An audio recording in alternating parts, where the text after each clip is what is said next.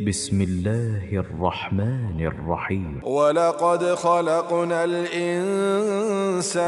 من سلالة من طين ثم جعلناه نطفة في قرار مكين ثم خلقنا النطفة علقة فخلقنا العلقة مضغة فخلقنا المضغة عظاما فكسونا العظام لحما ثم أنشأناه خلقا آخر فتبارك الله أحسن الخالقين. ثم إنكم بعد ذلك لميتون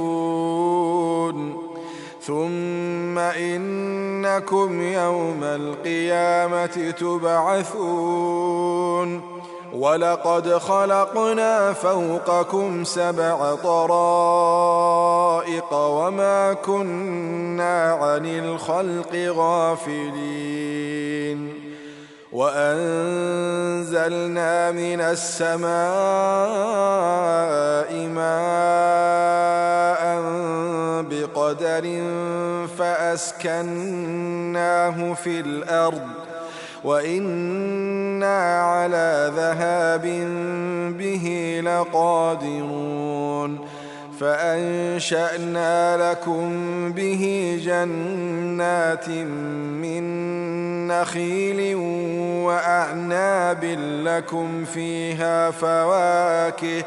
لكم فيها فواكه كثيرة ومنها تأكلون. وشجرة تخرج من طور سيناء تنبت بالدهن وصبغ للآكلين.